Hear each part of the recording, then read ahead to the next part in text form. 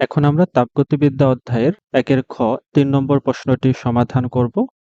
প্রশ্নে বলা হয়েছে, একখণ্ড তামার তারের ভর 2 কেজি, একে 0 ডিগ্রি সেলসিয়াস থেকে 1000 ডিগ্রি সেলসিয়াস তাপমাত্রায় উত্তপ্ত করার ফলে এটি 7.56 into 10 to the power 5 joule তাপ শোষণ করল।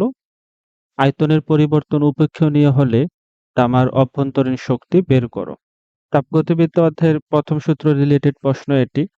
আমরা তাপগতিবিদ্যা অধ্যায়ের প্রথম সূত্র থেকে আমরা জানি যে কোনো সিস্টেমের উপর যদি ডেল্টা কিউ পরিমাণ তাপ সরবরাহ করা হয়, তাহলে ওই তাপের কিছু অংশ দিয়ে সিস্টেম ডেল্টা ইউ পরিমাণ অভ্যন্তরীণ শক্তি বৃদ্ধি করবে এবং তাপের বাকি অংশ দিয়ে সে কিছু পরিমাণ কাজ সম্পন্ন করবে।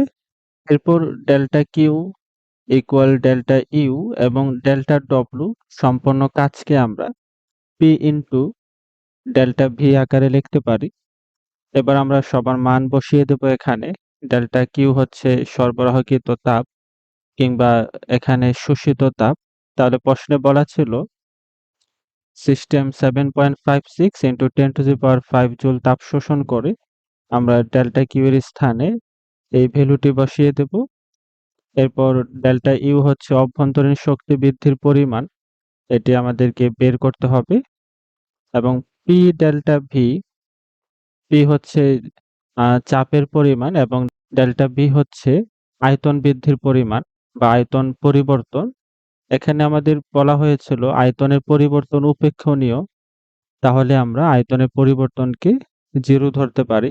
যেহেতু আয়তন পরিবর্তন উপেক্ষণীয়, আয়তনের কোনো পরিবর্তন হয় না বলেই আমরা এখানে ধরে নিলাম।